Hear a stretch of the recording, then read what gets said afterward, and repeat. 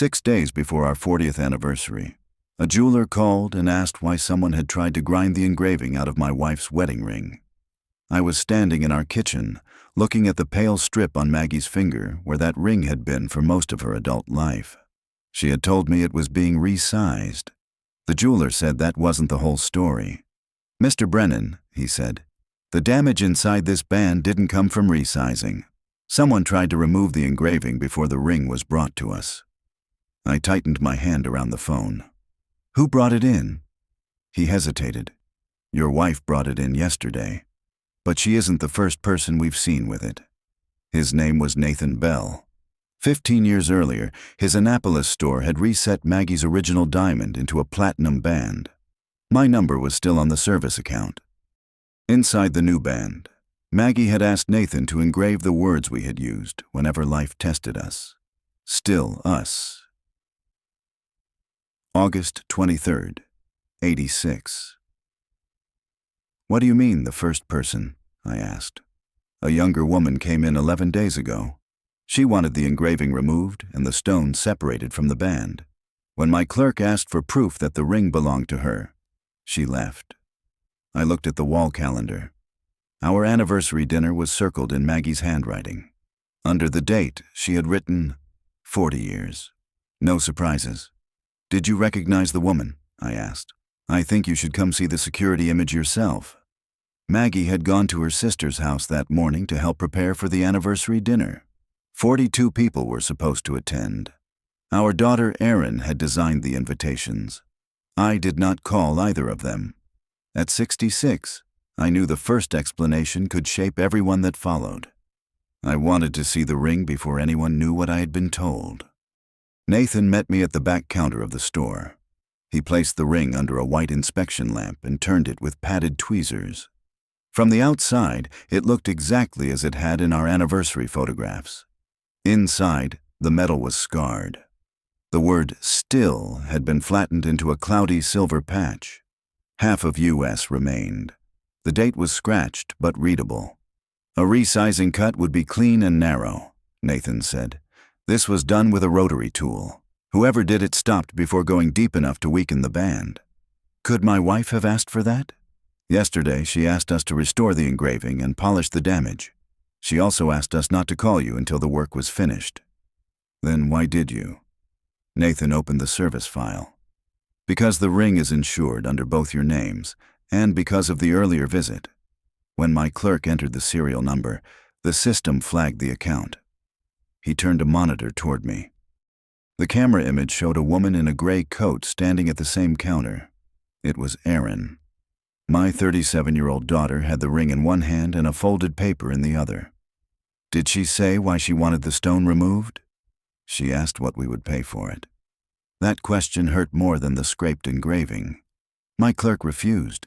Erin asked for a cash appraisal instead and said her mother had given her the ring.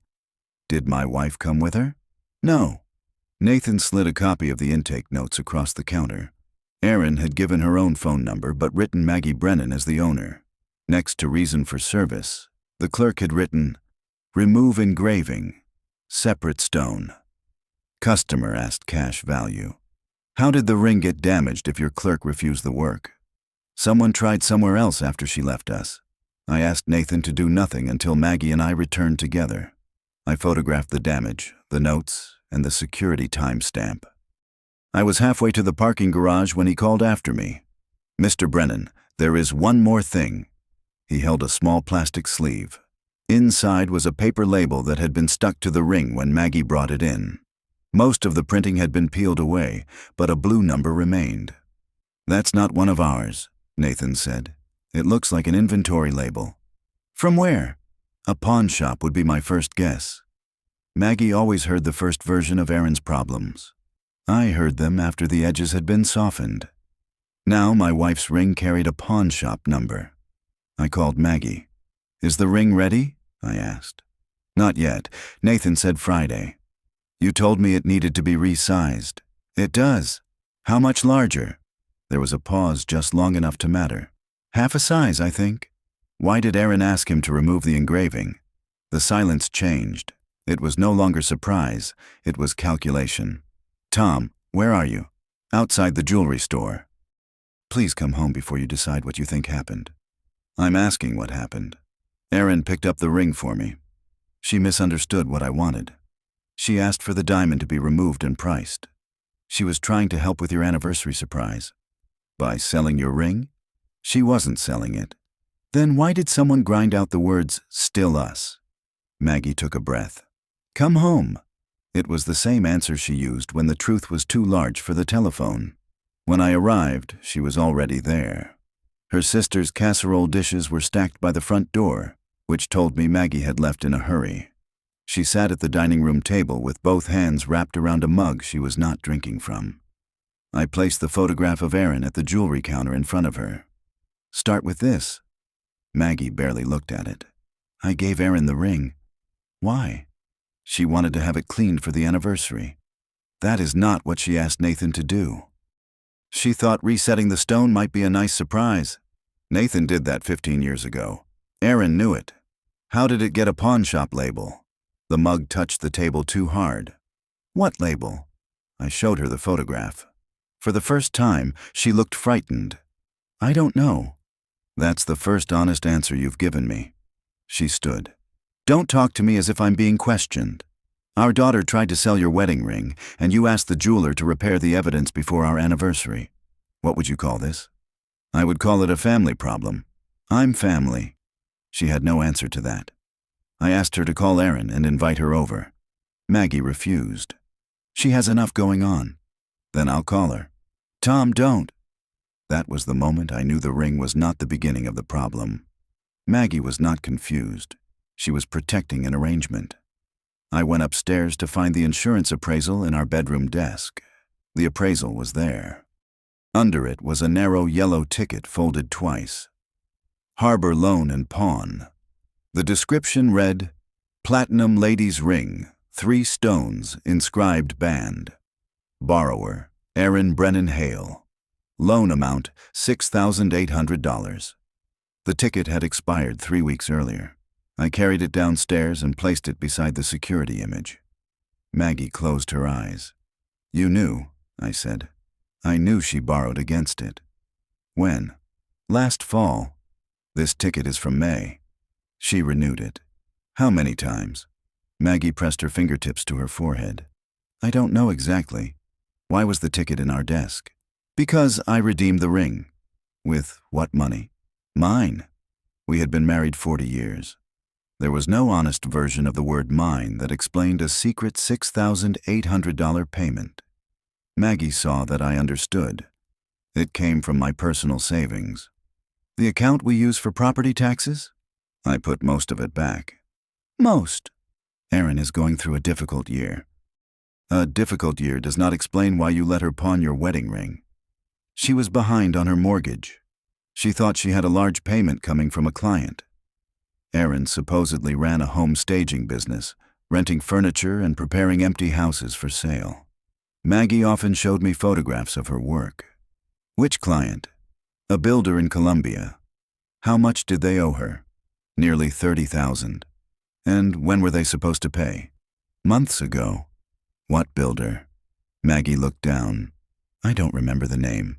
I folded the pawn ticket and put it in my pocket. I'm going to ask Erin. If you go to her angry, she'll shut down. Then she can shut down after she tells me the truth. Erin did not answer. Her website listed a warehouse in Glen Burnie that I had helped her paint 4 years earlier. The sign was gone when I arrived. Brown paper covered the front windows. A notice from the property manager was taped inside the door. Space available. I called the number. The manager said Harbor Home Staging had left 14 months earlier. Are you sure? I handled the turnover myself. 14 months. Maggie had shown me photographs of a staged townhouse 6 weeks earlier and said Erin's business was busier than ever. I drove to Erin's house. Her car was in the driveway. The garage door stood open, revealing stacks of chairs, lamps, and rolled rugs. The inventory from her closed business had been hidden behind bicycles and plastic storage bins. Erin came out before I reached the steps. Mom told me you went to Bell's. She also told me your business has a client who owes you $30,000. Erin's face changed. I was going to explain. Good. Explain why your warehouse has been empty for 14 months. She glanced toward the house. Not out here. Is Mark home? No. Does he know the business closed? He knows I'm working from home. That wasn't my question. Erin stepped into the garage and lowered the door. We stood among the remains of the company she had told us was expanding. I lost 2 major contracts, she said. The warehouse rent was killing me. I moved the inventory here and kept taking smaller jobs. Why did your mother say a builder owes you money? Because one does. Name them. She picked up a cushion and moved it to another chair. It was something people did when they wanted their hands to look busy. The contract is complicated. Nathan's clerk wrote down a very simple question. Cash value. Why were you trying to sell your mother's ring? I wasn't. I saw the security image. I was getting an appraisal. After trying to erase the engraving, she stopped moving. I needed $12,000 for 3 weeks. For what? To release my furniture from storage and finish a project. Your furniture is standing around us. Erin looked at the concrete floor. Not all of it. How many times did you pawn the ring? Twice. I took out the ticket. This says renewed. That doesn't mean a new loan. How many? Her voice dropped. 4. The number sat between us. Did your mother give you permission every time? She gave me the ring. Did she know you tried to sell it? Erin did not answer. Did she? She knew I couldn't keep renewing the loan. That's not the same thing. Dad, the ring is back. Nothing happened to it. Someone ground our marriage out of the inside. It can be fixed. Metal can. Erin finally looked at me. Mom said you knew about the money. What money? The anger left her face. That frightened me more than if she had shouted. She said you knew. How much? I don't have the number in front of me. Give me the number you remember. Maybe 40. 40,000? She looked away. 40,000. I heard Mark's truck turn into the street. Erin grabbed my arm. Please don't say anything to him. He doesn't know either. He knows I've had a slow year. He doesn't know Mom helped this much. You have been lying to your husband, your mother has been lying to me, and both of you used my silence as proof that I agreed. I was paying it back. With what? The garage door started to rise. Erin let go of my arm. Mark saw us as he pulled in. He smiled and lifted one hand. I had 2 seconds to decide whether to expose everything in a driveway or learn how far the lie went first. Your father needed a lamp for the anniversary display, Erin said quickly. She looked at me. That was the opening she expected me to take. I walked past the lamp. Actually, Mark, I came to ask Erin about some money Maggie loaned her. His smile disappeared. What money? Erin whispered my name. I did not tell him everything. I told him there were loans involving shared savings and that Erin needed to explain the amount herself that evening. Then I left.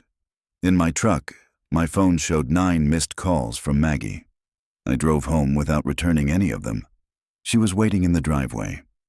You told Mark. I told him enough to stop making me part of the lie. You had no right to interfere in their marriage. You used ours to finance the interference. Inside, I opened our banking account on the computer. Maggie stood behind me. I handled insurance, utilities, and retirement planning. Maggie paid household expenses and taxes from a joint reserve account. Both of us could see everything, but for years I had checked only the monthly total. The total had stayed close to what I expected. The details had not. Maggie had changed our statements to paperless delivery 23 months earlier. In that same month, the first transfer to Erin appeared. $2,400, then $1,800, then $3,200. Some transfers were labeled E-Hail. Others were withdrawals from a branch near Erin's house.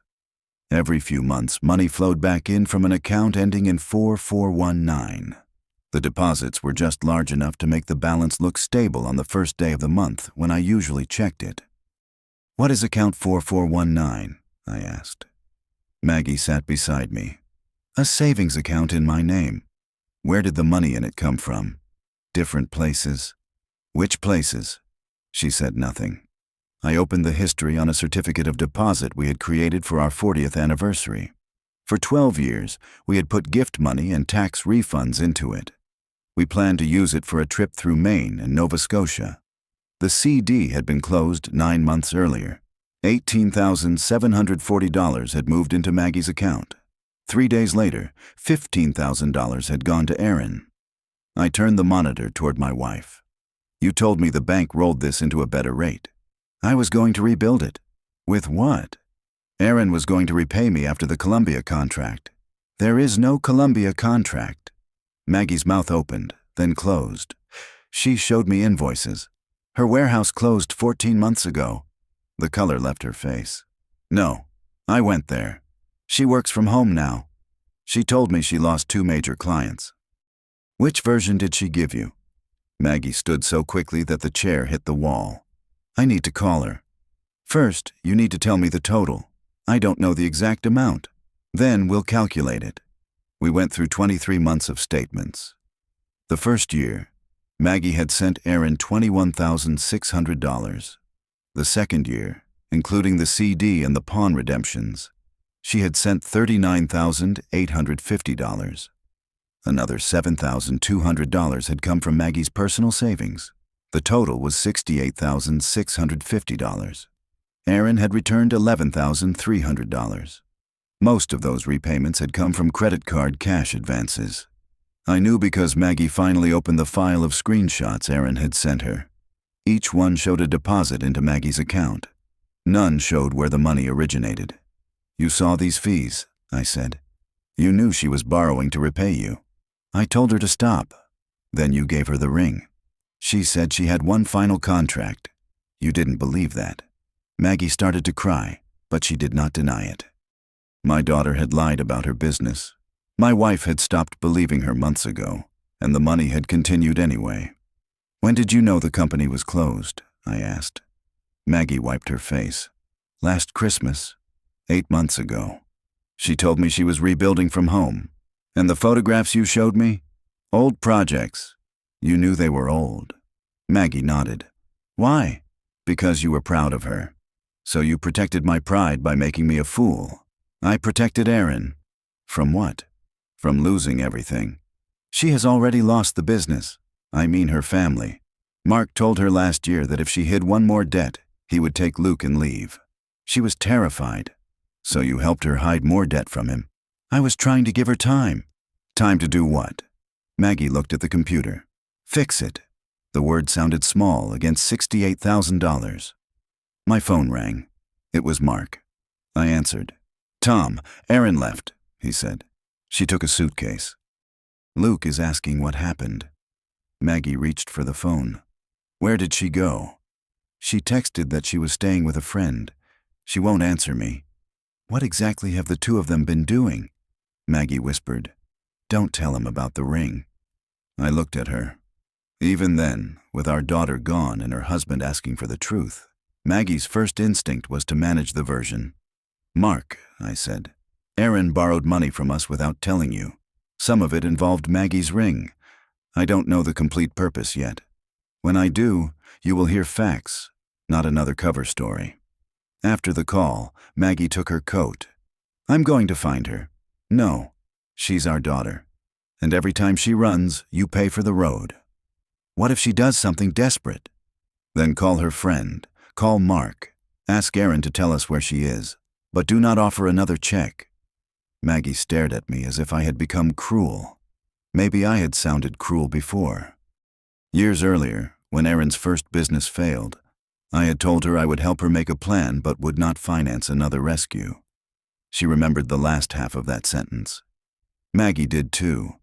That did not make their choices mine. It did tell me why they had hidden them. I took my truck keys. Where are you going?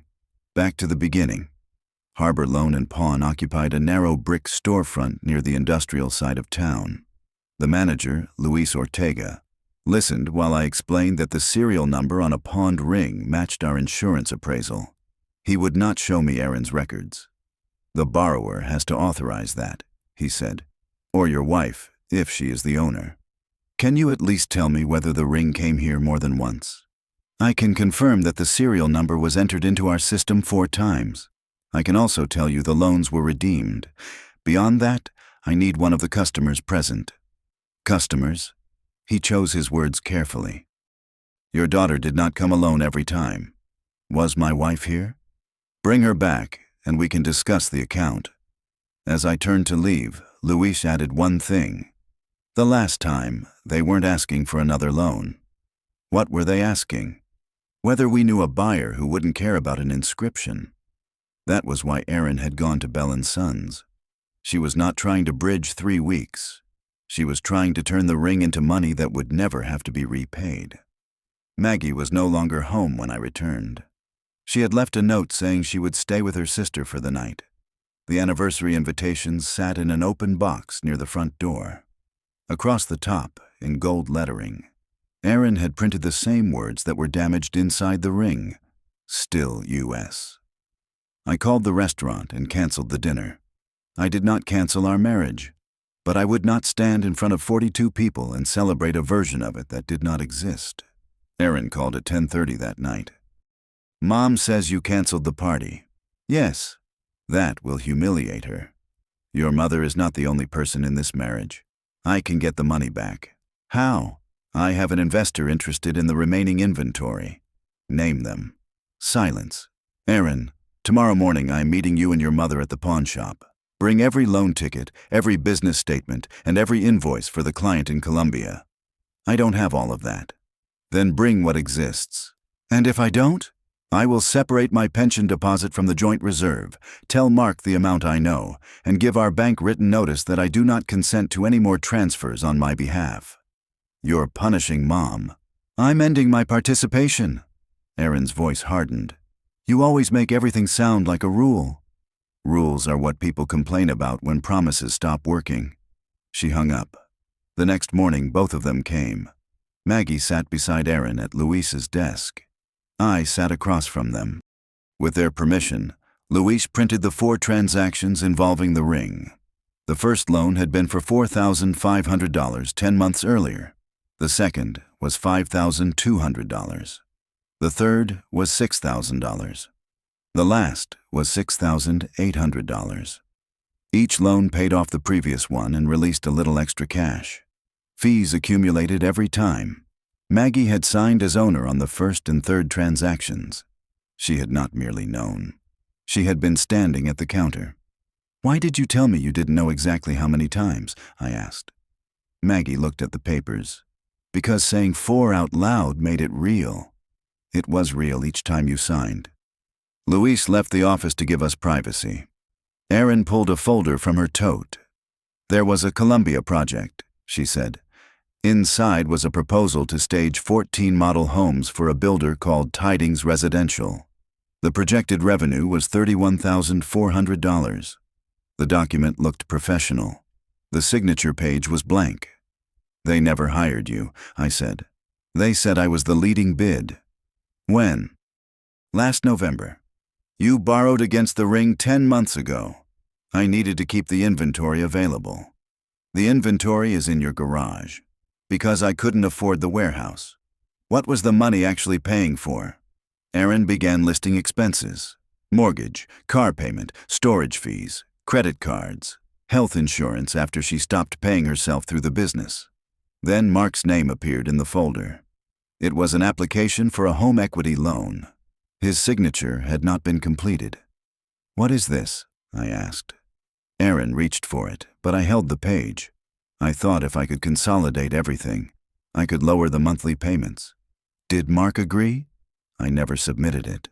That is not what I asked. No. Maggie stared at the application. You told me Mark was considering it.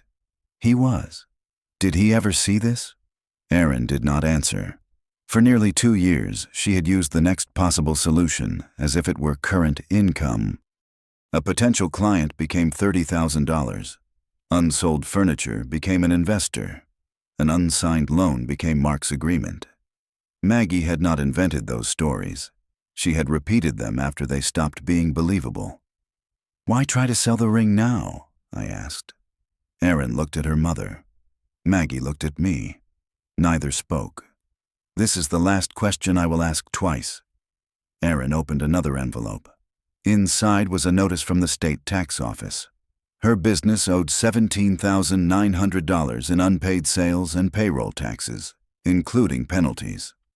I thought closing the company ended it, she said. Then this came.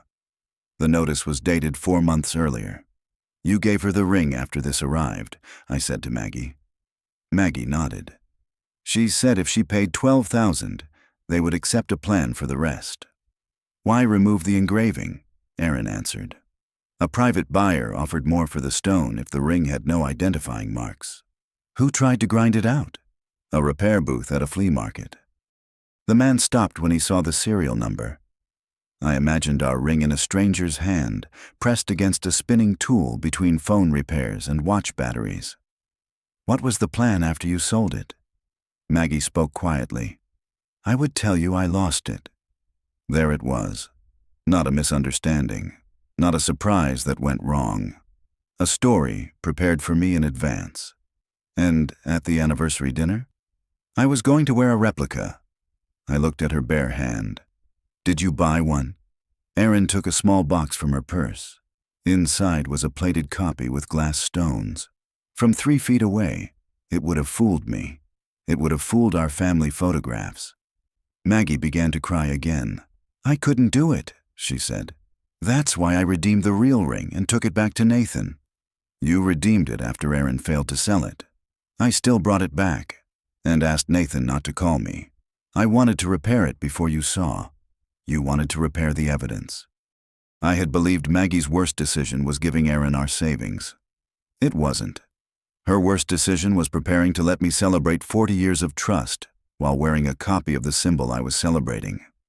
I gathered the papers. Here is what happens now. No more money, no more loans, no more stories told in my name. Erin shook her head. If I don't handle the tax bill, they can come after everything. Then you will take the notice to an accountant and arrange a real payment plan. I can't afford one. Sell the inventory. It's worth more if I wait. Waiting is what made $68,000 disappear. I looked at Maggie. My pension will go into a separate account until we complete a full financial review. Household bills will still be paid. Nothing will be hidden from you, but you will not be able to transfer money to Aaron from it. You're treating me like a child. No, I'm treating you like an adult whose decisions have consequences. Maggie removed her house key from her ring and placed it on the desk. Maybe I should stay with Ellen for a while. Maybe you should. I wanted her to ask me to stop her. She didn't. Outside the pawn shop, Aaron followed me to the truck. Are you really going to let Mom leave over money? She isn't leaving over money. Then what? She replaced the truth with a copy and expected me not to notice. Aaron looked back at Maggie's car. I asked her to help me. And every time she said yes, you asked for more. I was scared. So was she. You used that. What do you want me to do, Dad? It was the first honest question she had asked. Tell Mark everything before someone else does. Give the tax notice to a licensed accountant. Sell what you cannot afford to store. Get a job that pays you now, not after a possible contract. And do not send your mother $1 borrowed from somewhere else. Will that fix this? It will stop making it worse. 3 days later, on the date of our anniversary, I went to Bell & Sons alone. Nathan had cleaned the ring but left the damage untouched. I can rebuild the engraving, he said. The date is easy. The words will take more work because the surface is uneven. Can you make it look like none of this happened? He studied the band under the light. From the outside, yes. Inside, I can get close. Close isn't the same. No. I put the ring back in its box. Maggie was waiting outside the store. I had asked her to meet me there, but I had not told her why. She held a thick envelope against her chest. I thought you might not come, she said. I thought about it. We walked to a bench near the harbor. Across the water, a wedding party was taking photographs. The bride kept lifting her dress away from the wet pavement while everyone laughed. Maggie handed me the envelope. Inside was a handwritten list of every transfer she remembered, including 3 cash payments that had not appeared clearly in the bank records. The true total was $74,150. She had also included the password to her separate account, a copy of the canceled anniversary CD, and a letter to Aaron stating that there would be no more money. Ellen helped me find a counselor, she said. I made an appointment for Monday. For myself. You don't have to come. Why didn't you tell me when Aaron first asked? Maggie watched the wedding party. Because I knew what you would say. You never asked. Years ago, you said you wouldn't finance another rescue. I also said I would help her make a plan. I heard the part that frightened me. And after you knew she had lied. Maggie took longer to answer. Then I was afraid to tell you what I had already done. Every new payment was supposed to make the old payment understandable. If Aaron recovered, I could show you the whole story with a happy ending. So the ending mattered more than whether I lived in the truth. Yes, it was a terrible answer. It was also the first one that did not bend around responsibility. I took out the ring box. Maggie's hands remained in her lap. I'm not giving this back today, I said. She nodded. I understand. I don't know whether I can stay married to someone who built a second version of our life and let me live in the first. Her eyes filled, but she did not look away. I understand that too. The dinner is canceled. The trip money is gone. Aaron may never repay all of it. I know. And polishing this ring will not fix any of those things. I know. I opened the box. The damaged words caught the afternoon light. Nathan asked whether I wanted the engraving restored. Maggie touched the edge of the box, not the ring. Leave it. Why? Because I spent almost 2 years pretending damage wasn't damage. I don't want another perfect-looking lie. For the first time all week, I recognized the woman I had married. That did not erase what she had done, but it gave us one true place to begin. We did not go home together that night. We ate at a small restaurant near the water, paid for separate meals, and talked for 2 hours without discussing the party we should have been attending. Maggie stayed with her sister for 7 weeks. During that time, we met with a marriage counselor and a financial planner. Maggie learned that protection could become betrayal long before it felt cruel. Aaron told Mark the full amount. He did not leave that night, but he moved their finances into separate accounts and refused to cover the business debt. She sold most of the staging furniture at an auction, surrendered the warehouse equipment she was still leasing, and took a salaried job with a flooring company. The tax office accepted a payment plan. The first repayment Aaron sent us was $400. I almost returned it because I knew she needed it. Then I remembered how every rescue had started. I deposited the check. 6 months after our anniversary, Maggie moved home. Not because everything was repaired. She came back because every account had been disclosed. Every automatic transfer had been stopped, and for 22 weeks she had answered difficult questions without changing the subject. On the morning she returned, we went to Bell & Sons together. Nathan placed the ring between us. What would you like me to do with the engraving? He asked. Maggie looked at me. I looked at the words inside the band. ST was clear. The middle of still was scarred. US remained. The date had survived. Clean the edges, I said. Make it safe to wear. Leave the marks. Nathan nodded. When he returned the ring, I did not slide it onto Maggie's finger. I placed it in her open palm. She put it on herself. From the outside, it looked the way it had for 15 years. Inside, the damage was still there. So were the words. That ring no longer meant nothing could come between us. It meant that if something did, neither of us would ever hide the marks again.